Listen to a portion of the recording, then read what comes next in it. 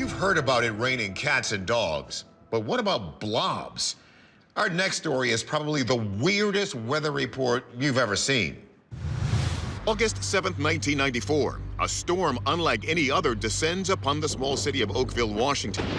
But hold up, this is no conventional rainstorm. Instead of pouring down raindrops, something else falls from the sky.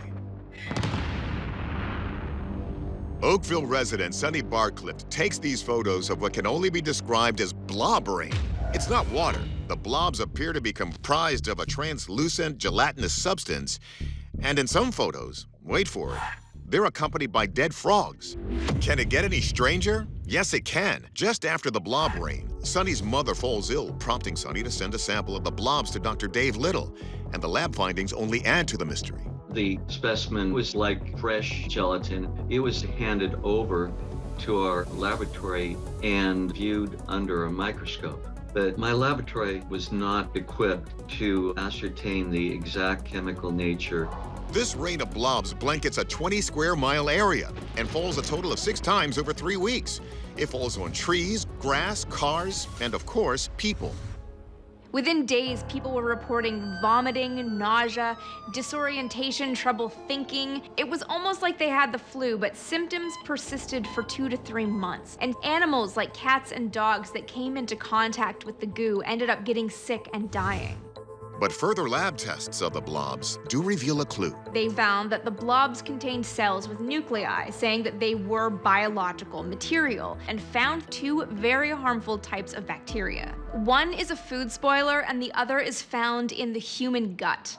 So what could have caused such an inexplicable form of precipitation?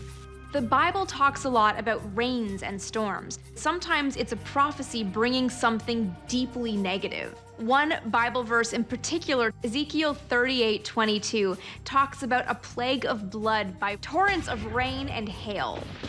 Another theory goes that this may have been the doing of a more earthly power. Some thought that weather over the ocean had somehow stirred up enough living beings, like jellyfish, that were shot out of the water and sucked up into clouds where they were able to rain back down on residents. But no one's been able to figure out exactly what happened in Oakville.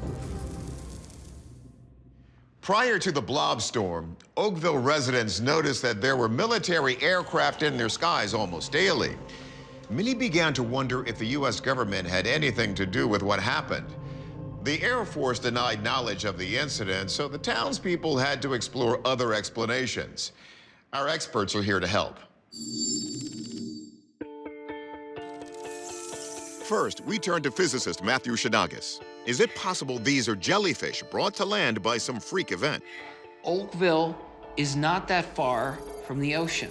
Maybe a waterspout could have picked up some material from the ocean and deposited it as precipitation. Waterspouts are tornado-like vortices that occur over bodies of water. In theory, they can bring sea life like jellyfish ashore, but the evidence doesn't harmonize with that theory. I don't believe anyone found any pieces of jellyfish. And that wouldn't explain why the particular cells and bacteria were found in the blobs. Okay, now for a grosser theory, and it may explain the human gut bacteria that was found in the blobs. Could it be from an airplane restroom? Don't think it hasn't happened. As recently as 2021, a man standing in his garden in Windsor, England, was accidentally splattered in human waste as an airplane approached Heathrow Airport.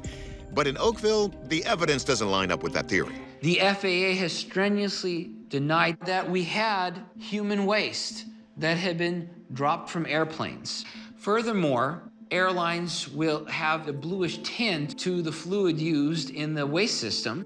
Blue dye is routinely added to airplane toilets as a disinfectant, but no blue was seen in the Oakville blobs. You saw white in the photos. So not only would it have been unethical, illegal, it's the wrong color. So could this be a weather phenomenon?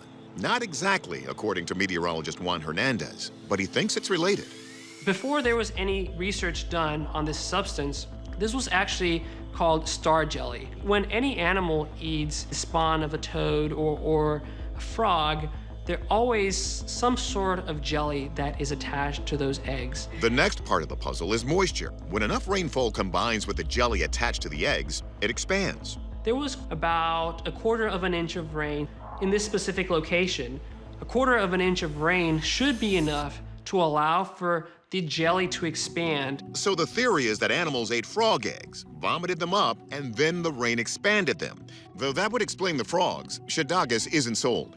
We have numerous witnesses, including credible witnesses like police officers from Oakville, saying that this rained down from the sky, hitting their windshields. And Shedagis also notes that frogs don't explain the human connection found in the samples. I would also like to know how animals manage to swallow human gut bacteria. And if that was the case, how do you get so many animals sick at the same time, multiple times in the same area?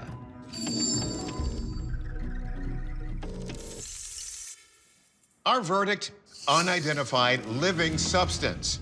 We explored theories like jellyfish, star jelly, and airplane waste, but that doesn't explain what eyewitnesses saw coming directly out of the sky.